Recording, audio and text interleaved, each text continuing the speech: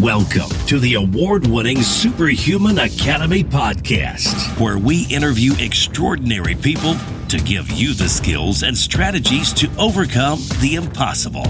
And now, here's your host, Jonathan Levy.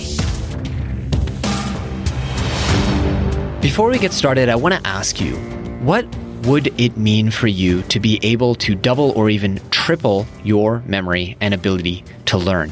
So many people tell us that this skill would be absolutely life-changing for them, but they just don't have the time. They just don't have the time. So that's why we have developed, my team and I, a 5-day memory mastery crash course where we go into all the fundamental neuroscience and the actual techniques that are used by the world's best memory athletes and world record holders.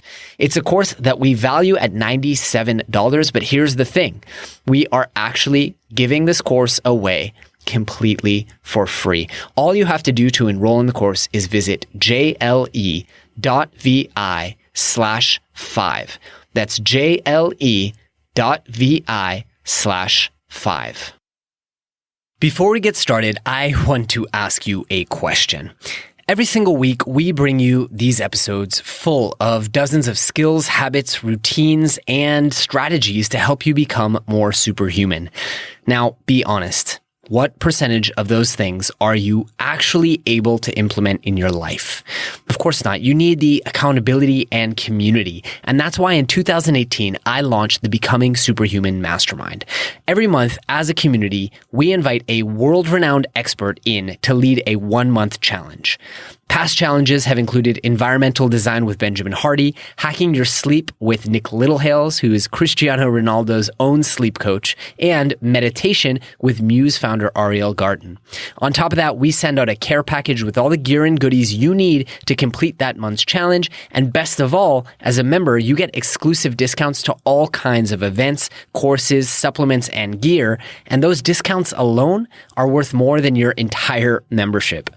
Look, as a listener of this podcast, we know that you stand to benefit a great deal from being in the group, but also that you stand to contribute a lot. And that's why we're offering 50% off your first month.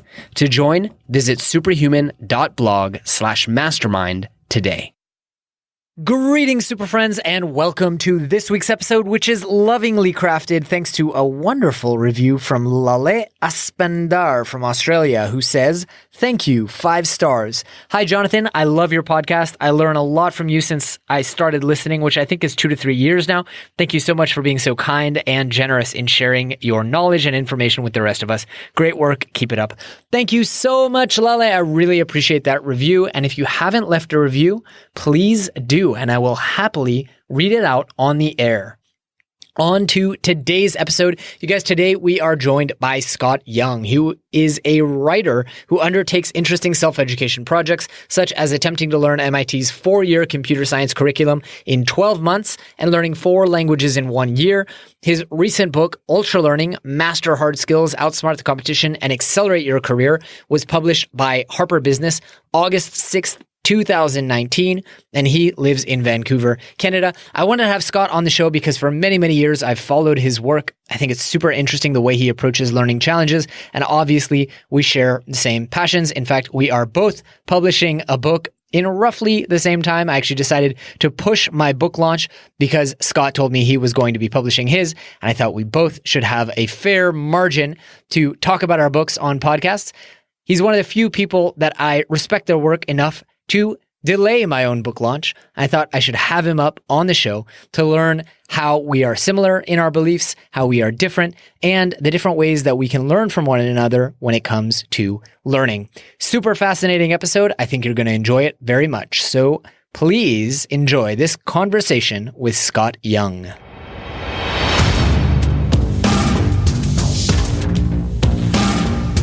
Mr. Scott Young, welcome to the show, my friend. How are you? Oh, it's great to be here. Yeah, it's really great to have you. You know, it has been many, many years that I have followed your work, and it's really exciting to finally get to know you and meet you and compare learning tactics. I'm really glad that you're here. Oh, yeah. No, this is going to be a great conversation. I already know it. Awesome. So, Scott, for those who haven't cyber stalked you for many, many years, I would love to ask you a bio in your words. I mean, who are you? What do you do? And what I think is really interesting in your case is also, how did you become that guy? Sure. So I've been writing for almost 13 years on my blog, so a long time. So if you probably some people I've even been reaching out to them have stumbled across an article I've written some point over the years, just because I've written so many over so long period of time.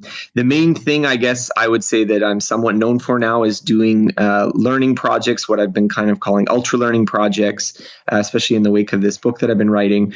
Things like the MIT Challenge, which was to learn MIT's four-year computer science curriculum in 12 months by doing the final exams, and the programming projects using their free online materials. Or another project I did with a friend we called The Year Without English, where we traveled to 4 countries to learn Spanish, Portuguese, Chinese, and Korean, with the method of not speaking English when we would arrive in each of those places. And so I've been writing about learning and how to learn better. And I've recently been spending the last couple of years working on a book titled Ultralearning, which is about documenting people who have done impressive learning things and trying to extract the principles of what they do. Beautiful. Now, it's funny because in the prep for this show, you're like, I'm really excited to get past this question because you and I are both learning experts and I feel like we can go further. But then you know as well as I do that the human brain cannot resist a good question. So I am going to ask you that question, which is, and I'll tailor it a little bit. Why did learning become important to you? Were you a proficient learner growing up? Was there an experience that really cemented to you that learning was such an important thing? Or what makes a person devote 13 years of their life to writing about learning? So learning my story has had like a lot of really interesting starts and stops with learning. I've always been interested in learning. I've always been a curious person. And so this has always been something that has interested me. I'm the kind of kid, when I was in school, like I think you even talk about in your book about wanting to learn programming. I was that kid. I had the book, like I was learning some programming in school. And why are you doing that? Is that for a test or something? No, I'm just interested in it. So this has been something that has been always kind of part of my personality. But really what kind of kicked that into overdrive was an experience I had about 10 years ago. And I was living in France trying to learn French, and it was going okay, but like could have been better. And around this time, I was introduced to a guy who changed my life in many ways, Benny Lewis. And he had this website called Fluent in 3 months, where he was going to countries and trying to, get as conversational as he can in just 3 months. And this just at first just like kind of hit me because it seemed so ambitious, so audacious, and so much faster than I was doing it that I just had to really see how he was going about it. And so as I kind of talk about in the book, he was sort of my first introduction to this concept I call ultra learning, of people taking on ambitious self-directed learning projects. And so that was sort of a big inspiration for me to try kind of my own projects and use that as a sort of vehicle for talking about learning while blogging. And that was about 10 years ago. And so that has been a big, taking that kind of natural curiosity and putting it into this sort of overdrive form that really has interested me today. Really cool. And it's funny because Benny was one of my early influences as well. And actually one of the first people that I had on the show was Benny, because it's just remarkable what he's been able to do. Oh, yeah. No, Benny is incredible. And definitely, I feel like I was really lucky because 10 years ago, I think he was like just getting his website started. So the fact that I found him 10 years ago as opposed to today, I think it was a big part of having that influence. And yeah, definitely he's had a lot of inspiration on people for learning languages, or at least rethinking their learning process, because so many of us, and I'm sure we can get into it with language learning in particular, you spend years in school and then you go to the country and you can't even order, breakfast off the menu and you feel terrible. But the problem is the method that you're using as opposed to not being smart enough. So you decide that learning is this really important skill, this meta skill, and you realize like, I need to figure this out. I need to crack this. What did you do next? So I think, again, it's related to this process of, finding people who are doing something that you don't understand. And so it's a little bit like when a magician does a magic trick or something, that it's not just, he works really hard and that's how he gets it done. And I think a lot of students sometimes dismiss people who are more successful in school from them for one of those reasons. Either it's this person's just really smart, or this person's just a grind. They spend all their time in the library studying. And so for me, it really took that kind of introduction to someone who is doing something that just doesn't seem possible to me. And that kind of reality breaking thing was like, there must be a trick. There must be some method. And so digging deeper, I do think that there's not just one trick. There's many, many tricks. And I'm sure we'll talk about some of those. And I know you go through a lot of the mnemonic ones in your book, which are really super impressive once you see them performed. But at the same time, I felt like it was also a different philosophy towards learning. And I think that was a big part of why I wanted to write this book, is I think so many of us have been inculcated in this idea that the vision of learning is sitting in a classroom and someone else telling you what to do and how to learn and all the facts you have to get before your test. And so you just sort of, you read over your notes, and you go and you do your test and you just get whatever results you want. And the interesting thing for me is going on this journey was just discovering how that model of how we think about learning as being learning is school, that's just the way we think about it, is not only kind of a fairly recent sort of cultural innovation that, for thousands of years, people learned through apprenticeships. They learned in ways that were not the way we think of as school. But that also this new innovation is not even the most effective way to learn often. And so for many skills, you can actually learn them much more quickly than you would otherwise assume, because you are sort of locked into this kind of way of learning, which, maybe it works for passing some tests and stuff, but for getting actual real abilities in the real world, it's probably not the most efficient path. Absolutely. So how do you go about tackling a learning challenge like learning MIT's 4-year curriculum in a fraction of the time? Yeah. So the first thing I like to do when I'm working on projects is you have to have some kind of inspiration. And so for me, if you're going to put in that much work, because it is work, I'm not talking about obviously doing any big learning project is going to involve a lot of effort, a lot of work, even if it is really efficient. So I think the most important thing is working on something that really excites and inspires you. And this is also something that, again, we don't talk about a lot in school. There are the things that you have to learn in school, and whether you like them or not is kind of beside the point. And so for me, I think the thing that a lot of students forget is that, you can pick something that really excites you. And yeah, it will be work and there will be frustration, there will be difficulties. But if that vision of who you could become by learning this skill really excites you, whether that's, learning 6 languages, or whether that's becoming a super hack computer programmer, or becoming this, brilliant public speaker, all of these visions could be really compelling to you, and you need to pick something that interests you. So for me, this MIT challenge project that I did, again, this was about 8 years ago, it was so crazy to me that I was going online, and MIT. So for those who don't know, MIT puts a lot of their resources online for free. They have this platform called MIT OpenCourseWare. And this is not just MOOCs or these kind of courses that are specifically made for an online audience. This is the actual materials MIT students use. So they set up a camera in the classroom, they record the lectures. They, scan the actual assignments and the solution keys and the exams. And, they often have even little the suites that came with the programming projects. So you can do the programming projects, again, like an MIT student would. And so when I discovered this about 8 years ago, it blew my mind. I was looking around, I was like, why has no one tried to do a degree before? Why has no one tried to do something like this? Because, after all, how many millions of people are doing degrees right now? There wasn't 1 or 2 people that were let's try to do it without paying all the money. And so that was just my real inspiration in the beginning, was just I couldn't believe that no one is doing this before. I was like, am I the only person trying to do this? And there are other people trying to do it, but it was definitely not a lot of people doing it. And so that really was the seed. And then as I was going through it, and you and I can kind of sort of attest to it, there's a lot of little ways that the default way that you go through school materials is not the most effective way. And so sort of by reorganizing and looking for little sort of improvements, I was able to go through some of the classes a bit faster. And so then that kind of added on this extra idea of not only, trying to get a degree or not a degree, but get the education of a degree, but also, is there some way that you could maybe even do it faster? And so that led to this sort of 12-month project and the MIT challenge as I conceived it. Love it. So let's get a little bit more into the weeds, because as you said, I think because we both speak this language and do this day in, day out, it's an opportunity to maybe go deeper. When you're approaching learning challenges, I don't know if you're this way, but I tend to get really obsessed with something, and then I go deep into it and I discover that strategy and I leverage it, and then I'm on to the next thing. So a couple of years ago, I was really obsessed with memory palaces and I was using them for everything.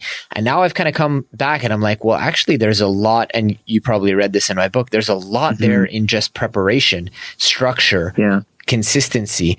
So what are the things that you're most obsessed about that you've kind of really emphasized in your book, Ultralearning?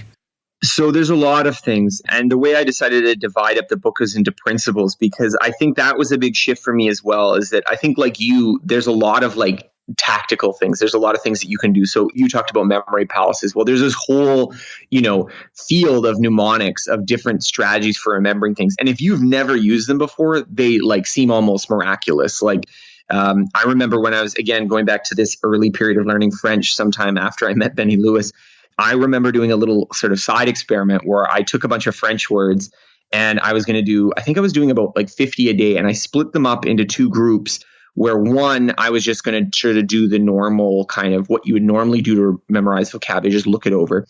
And then the other one, I wanted to use this keyword method, which is a very common method for learning vocabulary. I'm sure you talk about it in your course and these kinds of things. And the ones that I used the mnemonic for, I think I remembered about like a little over twice as many. I think my recall percentage for the other ones was like 40%, of my one for the one with the mnemonic was like 80%. Like it's like night and day, like how much better that is as a technique for learning things. And so that was a tactical kind of starting point. And learning lots of little tactics like mnemonics and spaced repetition systems and active recall and all these sorts of things. And so what I found writing the book was kind of like, what are the principles? So what is it that underlies these different tactics that make them work? Because I think where you go from being, like sort of mediocre student to good student to kind of this sort of ultra learner territory, that I think is when you sort of go beyond just, again, looking at these very granular little tactics and see what is the principles, what are the mechanisms that you use for learning. And so I spent a lot of time trying to kind of piece together the science in my book, so that there are ideas that, even things that kind of surprised me in the beginning. So one of the big things that comes up a lot in the research is that a lot of people, when they learn things, particularly in school, they'll learn them in one context. So they'll learn them by, reading a book and doing textbook exercises, and then they want to apply them in real life. So they want to actually apply them to, their business problems, or to their actual programming, or to their actual situations that they're using them in. And that this process is very hard. And so one of the things that is kind of a common theme amongst ultra learners I met is that they apply the ideas really early, and they start working in the situation they want to eventually apply it, very early on. And this actually is very important, cognitively speaking, for being able to perform the skill well later. So there's lots of these kind of principles that really underlie effective learning. And so I think, that's the sort of the growth process, is you start by learning a few tricks, and then you're like, maybe there's a deeper pattern here that underlies all of it. And what is that pattern? Absolutely. And I'll ask a question that I think I know what you're going to answer to, but how much of a person's learning capability do you believe is wetware or genetics, and how much of it is, when we meet someone who's a really fast learner, do you think that they've just figured out these same principles, or do you think they have some kind of advantage that a quote unquote slow learner does not? It's really funny, because if you go into the research on intelligence and neuroscience, there is a lot of research showing that, people do have different levels of intelligence, and some people have different abilities than others. And so there's no real denying it. Like if you look into the research, it's clear that that exists. But on the same point, and this is sort of what you're talking about, if you look into kind of stories of people who are quite successful, especially with these principles in mind, it's amazing how much people like Albert Einstein, or people like Marie Curie, or Richard Feynman, or these people who we think of as just like super geniuses. And you look at what they were doing when they were younger and what they're actually doing to study. And it's kind of amazing that, they're using the principles that we're talking about here. And so I think that it's really both. And from the perspective of someone who wants to actually learn better, I think that it's much more important to focus on the method than on innate talent, because, well, innate talent is the thing that you can't change, right? So if you feel like you're bad, if you feel like you're not learning something, I think the right approach to take, and the most useful approach to take, is that not to think in terms of like, well, I'm just bad at this, or I'm good at this, but think maybe I have been approaching it the wrong way. Maybe I've been using the wrong way to learn, and that is part of the reason that I haven't been getting the results I've wanted. And so for me, I can say this just firsthand, because when I was in France and I was struggling learning a language, I felt, maybe the problem is me. I was seeing other kids who were also on exchange with me and they were like picking it up really fast. And I was like, wow, I don't feel like I'm doing so great. I didn't get a great score on my exam and I was not doing so well in my French class. And that was a difficulty for me. And then after sort of learning kind of from Benny Lewis and sort of understanding what was the difference in the process that was being applied, a couple of years later, I went and did my trip where I did apply the right method. And I felt like I was learning these languages incredibly quickly. And so for Spanish, for instance, where I spent 3 months, I feel like I made more progress in those 3 months with the right method than I did in a year in France, even though I was working really hard in France to learn the language. So I think, like you can say that there's a surprising amount of potential that you can get from just applying the right methods. And so too many people think, well, I'm not good at this. I was never good at this. I don't have the right talent. And what it might be is just that, no, you've been approaching it the wrong way. And that's what's been holding you back. Absolutely. And we discovered this with our courses, and I tell the story a lot, where people were reporting in their week 1 check-in survey, like, my memory's already improved or I'm already learning faster. Yeah. And we're scratching our heads. We're like, there's literally, you haven't learned anything yet. You're still in the setup. Yeah. And I coined this term. I like to call it the memory Pygmalion effect or the memory golem effect, which we know that people are influenced by other people's perception of their capability. But in I believe it's the Rosenthal-Jacobs study was the one that they used to establish these two effects. They didn't consider, because they weren't looking at people's self-talk. And my thinking was, if someone else's, not even verbal, someone else's non-verbal communication can cause you to be a high or low performer, just imagine what your self-talk that you're carrying around every single day, things like, I'm a slow learner, I'm bad at languages. It's just incredible. And I think sometimes when I speak about this, people kind of roll their eyes, but it's an incredibly effective tool to change your self-talk about how you learn and how you remember. It's funny you mentioned that, because this was one of the big things that I kind of sort of indirectly discovered when I was doing research for this book and putting it together, is that, there are a lot of cognitive tools, things that are how you're actually changing your thinking in terms of how you're processing information, how you're actually studying, how you're actually practicing, that will increase your effectiveness. But one of the big things, and this is like a big part of the reason I wanted to write this book, is the sort of affective quality, the emotions that you feel and associate with learning.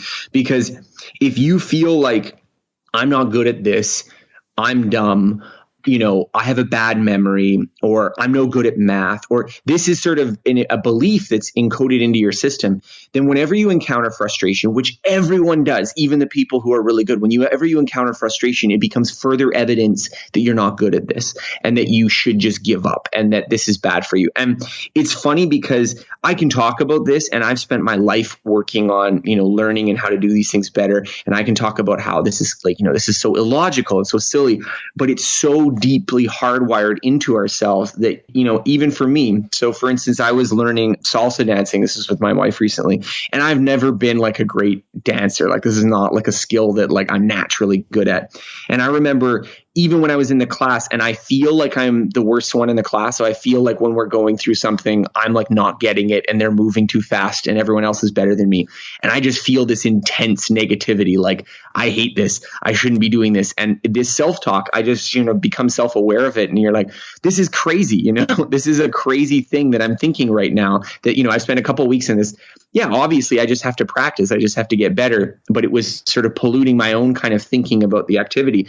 And I'm just thinking for myself, like, this is something that, I have built a lot of confidence learning other subjects. So I have this kind of, well, I can learn other things, so I should be able to learn this as well. But if you struggled at a lot of subjects in your life, this self-talk maybe kind of almost feel insurmountable in the moment where you're learning a language and you go up and you try to speak French to someone and they dismiss you, be like, oh no, your French is not good, I will speak in English. That can be heartbreaking for people. That can feel like, no, this is just reaffirming all my worst fears about learning. And so part of me for writing this book was I wanted people to realize that the potential that they have for learning, the potential space of learning methods, the potential space of getting better at this is so much broader. And we get locked into these patterns of, self-defeating kind of self-talk and behavior that can often overwhelm us. I really love that. And that's why a lot of times, I don't know if you have this experience, but I tell people what I do and they go, oh my God, give me, what's your top tip? I have the worst memory. Yeah. And I go, my top tip is stop announcing to yourself and to everyone else that you have the worst memory. It's literally first things first, change your self-talk, because we so want to reaffirm our identity, right? It's signaling, and people really hate, even if for the better, right? Like there are people who have, say, trauma that tells them people don't appreciate me, or people will always take advantage of me. And so any example to the contrary, where no, actually people do appreciate you, or people actually do want to hear what you have to say, is threatening to their worldview. And people don't like that. Eckhart Tolle calls it the pain body. Yeah. And so until you change that worldview, doesn't matter how many memory techniques I teach you or how effective you become at pre-reading, it's not going to make a world of difference. I want to give 2 suggestions for everyone listening here. If this feels like we're talking about you, or you feel like this, maybe you feel like you're smart in some things, but there's other things that you're scared of or you get frustrated with. And I want to give kind of 2 little suggestions. So the first thing, and this has been sort of enormously valuable for me, is that no matter how you feel about learning, it's not magical. It's just a kind of system that you have to go through. And so one of the things that I did this research for this chapter on intuition, and you look at people who are just so obviously brilliant that even other smart people are like, I have no idea how he does it or how she does it. And so I was looking at Richard Feynman in this instance, because he's a Nobel Prize winning physicist and just brilliant in many ways. And digging through the research on expertise, it's very clear that yes, he is smart, and that, that's a big part of who he is. But you also see, he's actually acquiring all of these little patterns in math and physics, and that they are the thing that is allowing him to perform these kind of almost magic tricks of intuition and reasoning.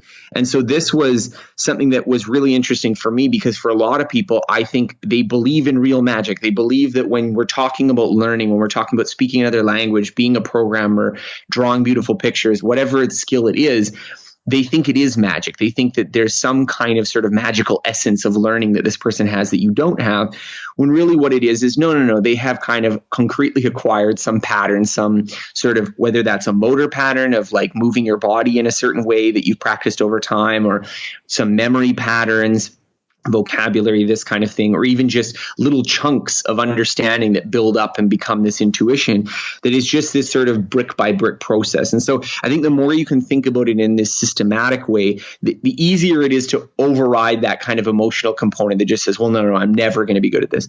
The second thing I think that is important is to try pushing yourself out of your comfort zone to take on something in a different way. And so I think often the best way to change that self-talk is to have a concrete example where it wasn't like this.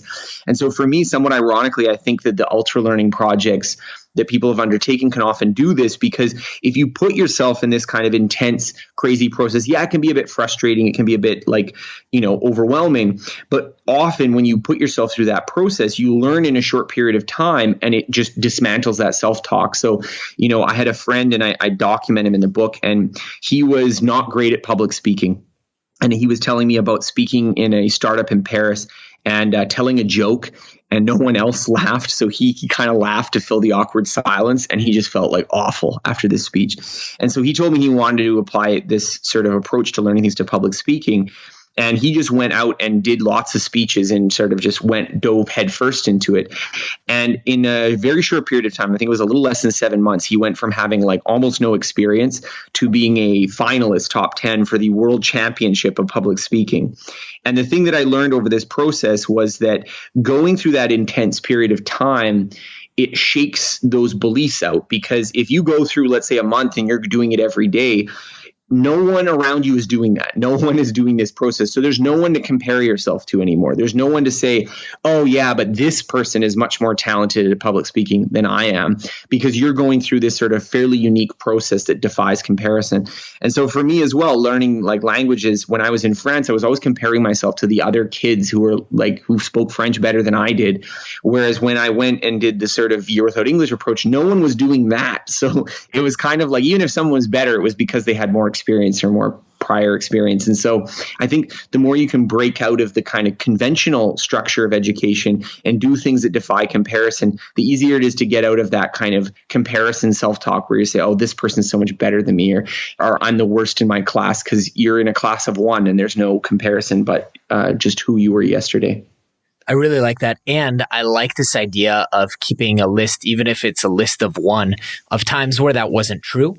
Because, well, first off, we know I've been really influenced lately by my good friend Benjamin Hardy and just his work on psychology. And he talks about signaling, where we form our perception of self basically by what we repeatedly do, which is why the example I always give after reading his book, I was like, all right, I'm going to wake up for 3, 4, 5 weeks really early and work out in the morning, which I've been a night workout person for 15 years.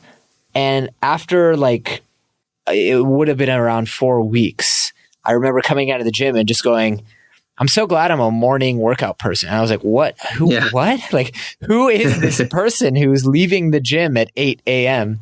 And it's true.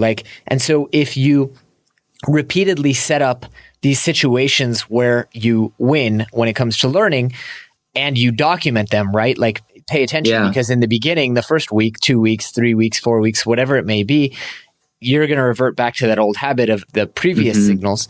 But if you document them and pay attention to them, eventually you're going to start reforming your perception of yourself as a learner. And the same is true for anything else. I mean, when I was trying to court my wife, I had to change the self-talk of, I always get bored after the third date, to a different type of self-talk, different type of identity. No, absolutely.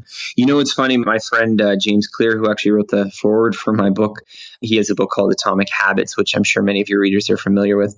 And he has a saying that I really like, that every action you take is a vote for the person that you want to become. So it's kind of as if when you wake up and you go to the gym at 8 a.m., that is a vote for the Jonathan Levy that wakes up at the 8 a.m. and goes to the gym. And I think that same is true with learning, that if when you encounter frustration, the way you process it is, it's going to be frustrating. That's what I signed up for, but don't worry, just keep going. Just don't give up.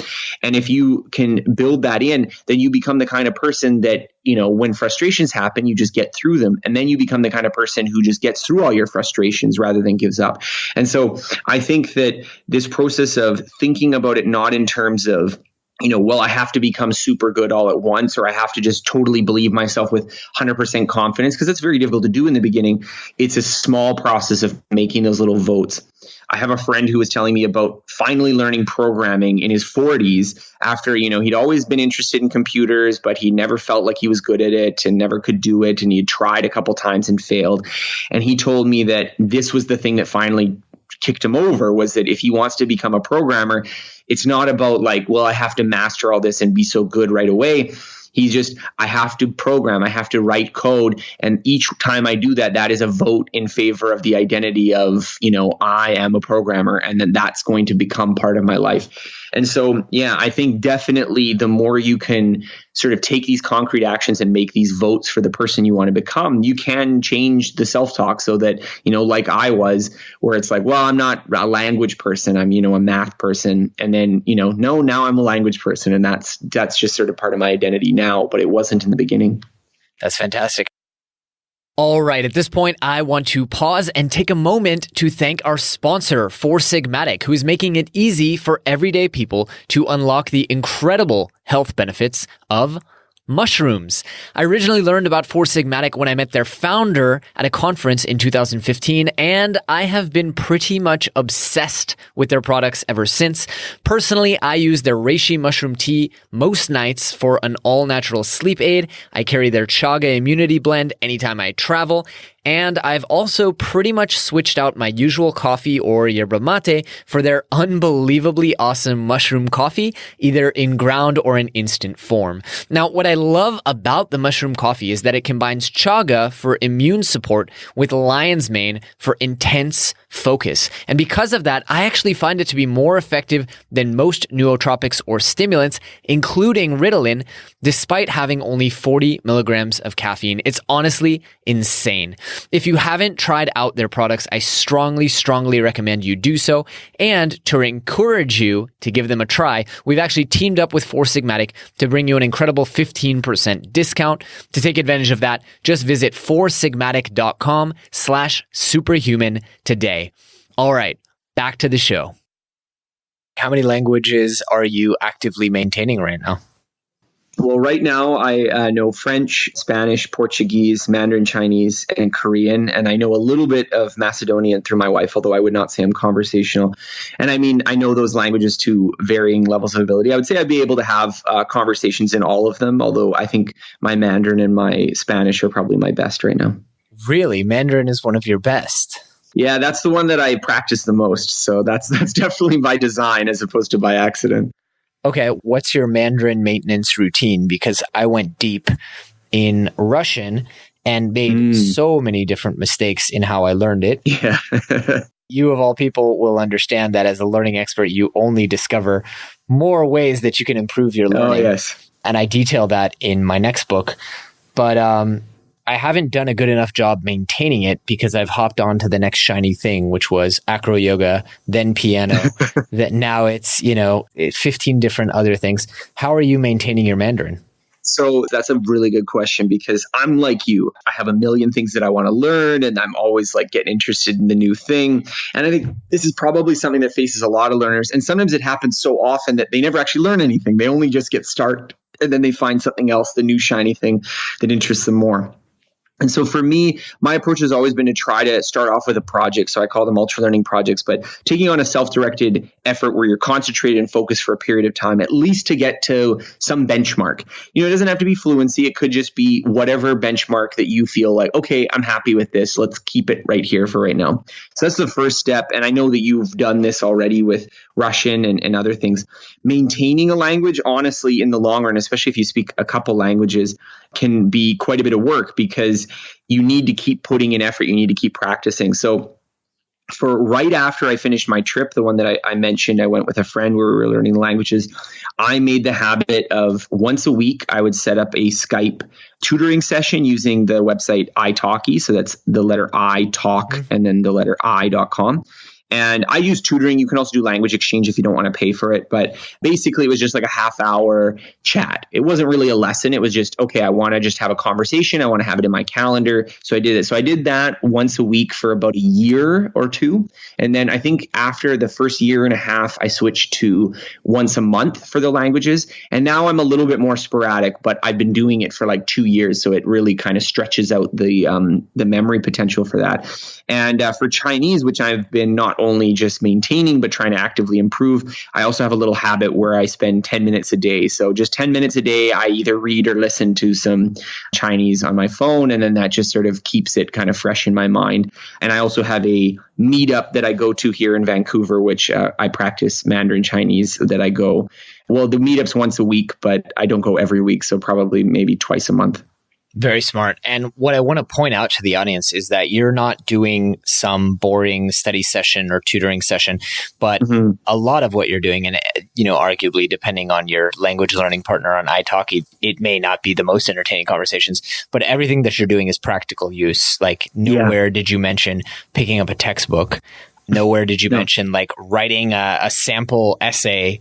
It's like I go to a meetup and I hang out with people. I use the language as I would use it.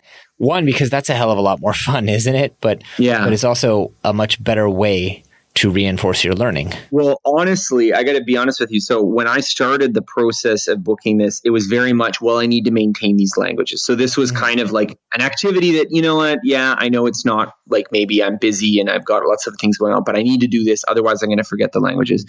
But then soon enough, and I mean, I'm not doing lessons. It's not like, okay, now we're going to work through some sentence construction. It was just conversation with tutors. And if the tutor was like really wanted to do sentence construction, then I found a different tutor.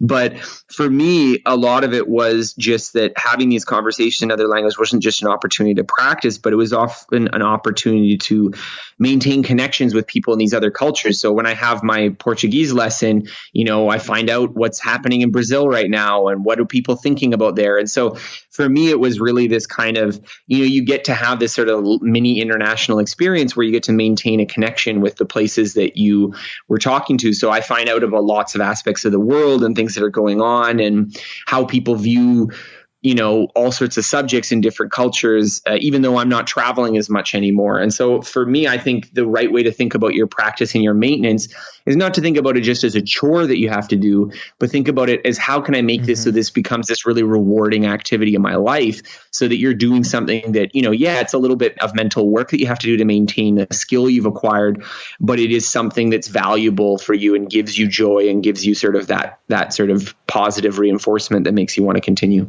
Fantastic. Now, what are some of the things that you are most excited about learning now that you've finished this book? Yeah. Well, honestly, this book has been like consuming my life for the last 3 years. And I tell people that this was kind of also an ultra learning project, not one that I was doing explicitly just for learning. But for me, this was an opportunity to okay, if I'm going to write a book about learning, I'm going to learn about learning. And so I just, was reading textbooks and printing off tons of documents and journal articles and reading through meta-analyses and trying to if this is my opportunity to really do a deep dive into learning. And so I spent, really a couple of years doing that. And so now when I'm thinking about what I want to do, the list is just super large. Like I've been accumulating all these projects that I want to take on. One idea I have had, which I haven't committed to anything yet because I'm still waiting for this project to finish and the publicity and whatever for this book to finish. But I'm interested in possibly giving some speeches in these languages that I've learned to promote the book. So we already know that it's going to be translated in some other countries. Who knows exactly when those are going to come out? But, I had the opportunity to go to Beijing to do a little bit of press for a previous book that I'd written that was published in China. And so I'd like to maybe go back there and do another little speech and talk about ultra learning in Chinese or talk about it in Spanish in Spain. So that's one project idea I've had. But the list of things that I want to learn includes like painting and writing and music. And I know you mentioned piano. That's something that has been on my list for a while. So who knows, maybe after this book is done, I'll get a keyboard and start playing with that too. Oh, I highly recommend it. Do you play any musical instruments? Not really. Like that has been something that's been on my list for a while because I've done projects from a lot of different domains. And I think music is something that has always interested me. Definitely something that I don't have a large background in. So I think that also makes it kind of exciting because it's new challenges, new ways to think about learning, new difficulties to overcome and new ways to find methods to overcome it. So for me, the learning process itself has become the thing that I've been excited about. Absolutely. And music was a really interesting one for me for exactly the reasons. I mean, I learned music theory, I learned how to read music, and I learned how to play piano. I'd played guitar before, but without actually understanding what I was doing. And it presented unique challenges, exactly as you said. I've since kind of moved on because I realized, and I don't know if you're the same way, I recently had this epiphany that actually what I enjoy is learning, not the specific hobby. So I burn through hobbies really fast. Like right now I'm obsessed with knitting, but I'm kind of reaching the point where I can kind of knit whatever I want. And I burn through. So like I burnt through acro yoga, I've burnt through piano, I've burnt through guitar, Russian, because once you reach that point, and obviously I still have a lot to learn in all of these, but once you reach the point where the learning becomes slower and you're refining, I kind of completely lose interest. Well, I think for me, I do like the process of mastery as well. So there's some skills that I really like how do you go from, a level 8 to a level 9, like that sort of incremental improvement there has its own interesting challenges. So that's something that has been framing for me. Like for learning Mandarin Chinese, for instance, I felt like I got a fairly decent ability after the 3-month period I was there. But it was just for me, like to really master this is kind of a different task entirely. And that really intrigued me. So I do like mastering things. I do like going to the sort of +1 level. But I totally know what you mean. For me, when people say like, well, why learn these things? Like, why are you interested in that? And I'm totally the same way. My real hobby is learning. My real interest is in learning. And so for me, these are kind of almost excuses to try to apply it in a new way. So for me, I have this kind of, when I hear students talking about, oh my God, this subject is so difficult or terrible because of X, like this is so hard, that immediately piques my curiosity. Like I've almost become sort of the opposite of, oh, it's really difficult. Why is it really difficult? And then that just sort of starts the gears moving. Like maybe there's a way you could do this where, it wouldn't be so difficult, or where it would be, easier to do. So for me, I'm actually almost drawn to things that are difficult on purpose. Like if this is really hard to do, that excites me more, because I find this kind of pleasure in taking a challenge that seems impossible and like, okay, how would you break that down? How would you turn that into the components? And so, for me, the big reason to learn Chinese and one of the big motivators was just when I started, I was like, oh, wow, this is so much harder than when I was learning Spanish, and it's so much more complicated. And, there's so many things that I just like, well, this is bizarre. I've never done this before, like tones and Chinese characters you have to memorize, and the vocabulary is entirely different. The culture is totally different. And so this was just such a, kind of the opposite, that for a lot of people it'd be like, oh God, that's a lot of work. That was sort of like, oh no, this excites me because it's so difficult. And so I think for me, I'm almost drawn to stuff like that, oh, this is going to be really hard. That's exciting to me now. I love that. I feel the same way. And that's literally why I chose Russian and piano. It's like, it's amazing as well how in the same class, like one musical instrument can be so much more difficult than another. One language can be so much more difficult. So it's like, oftentimes when people say, oh yeah, I'm great at learning languages, which is great for them to say. Yeah. Yeah. You always want to push back with, how's your Russian or Mandarin? Well, you know what? The funny thing, so digging through these stories, because, I'm not saying this to pat myself on the back, digging through stories of people who have done really incredible learning feats, you realize also like how far this skill of learning and ultra learning can really go. And so for me, looking about the languages, I was really proud of myself after I was able to, study hard and work hard and get better at Chinese.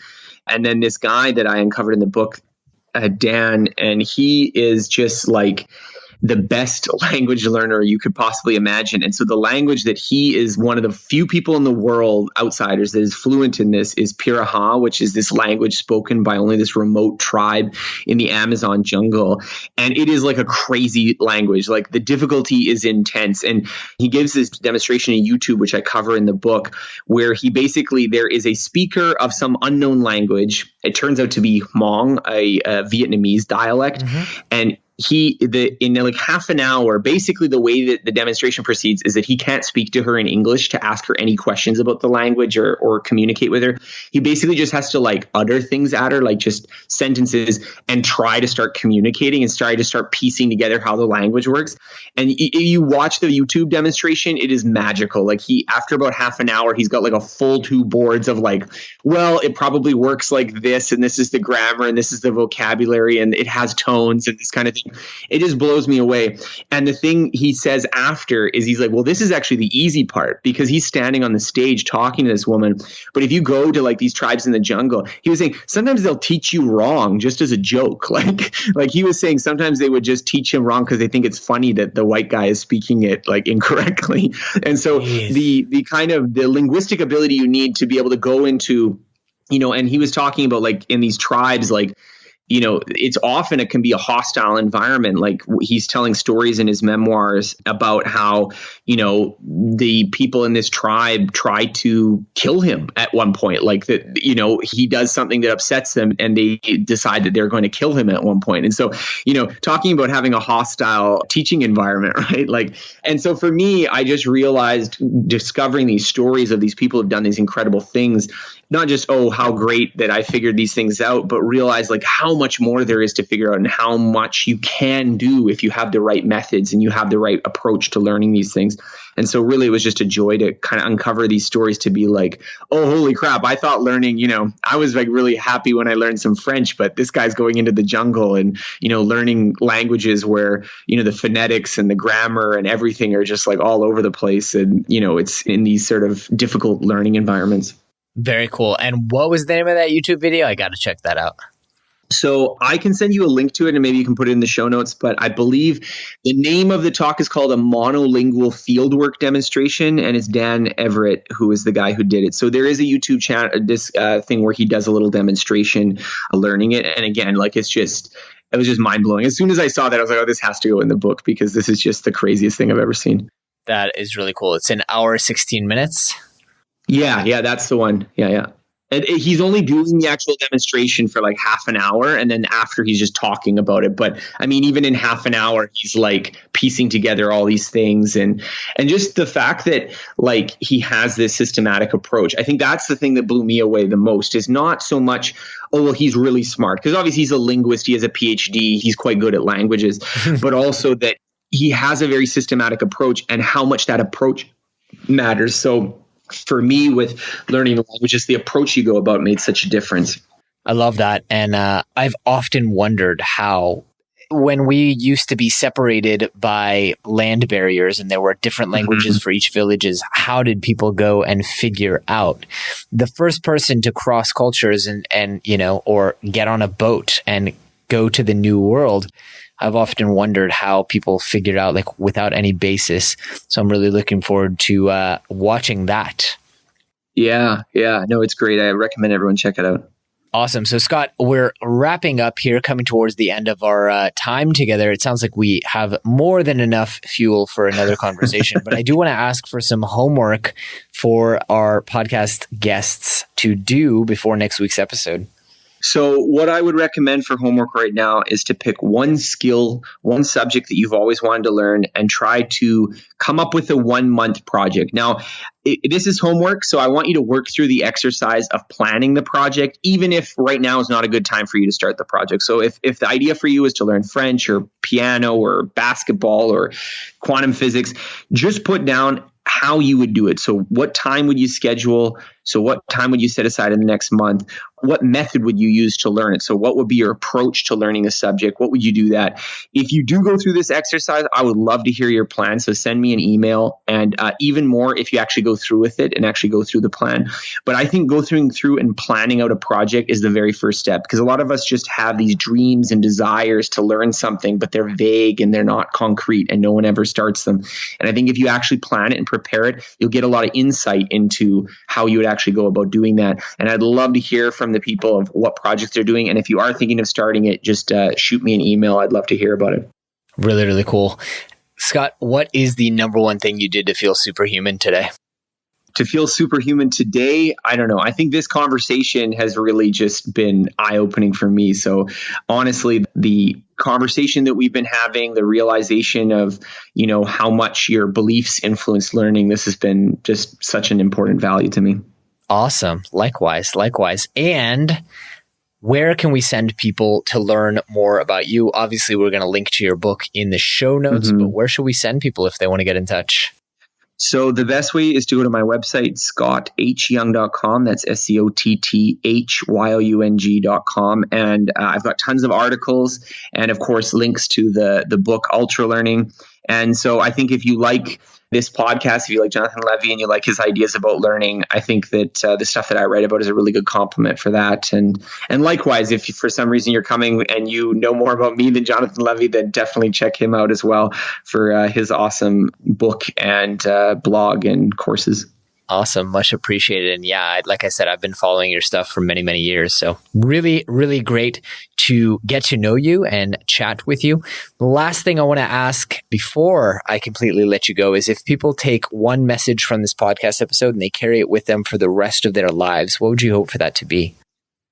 So there's a lot of different learning tactics. So I won't say that it all boils down to just one, but as some people have been asking me this when I've been doing podcasts, I would say the most useful thing, and I think the one that people apply seldomly, is that whenever you're learning something, think about how you want to use it and where you want to use it. Because as soon as you start thinking about how you want to use it and where you want to use it, you can start doing some practice or doing some application right off the get-go. And this actually has a profound impact on how you learn things. So many problems with learning get resolved once you start thinking about it this way. So once you start thinking about, well, I want to learn programming, so what am I going to use it for? I'm going to build a website, or I'm going to build a game, or I want to learn a language. What am I going to use it for? Well, I'm going to have conversations with my baba back home, or I'm going to go traveling to Paris and order food off a restaurant, or I'm going to read, some great novel in Italian. This is how you have to start, is thinking about where you want to use it and doing some direct practice in the area that you care about. If there was just one lesson I could give, it would be that one. I love it. Scott, it has been an absolute pleasure chatting. Let's make sure we do it again soon. Yeah, let's definitely do it again. I love it. Thanks for tuning in to the award-winning Superhuman Academy podcast. For more great skills and strategies, or for links to any of the resources mentioned in this episode, visit superhuman.blog. While you're at it, please take a moment to share this episode with a friend and leave us a review on iTunes. We'll see you next week.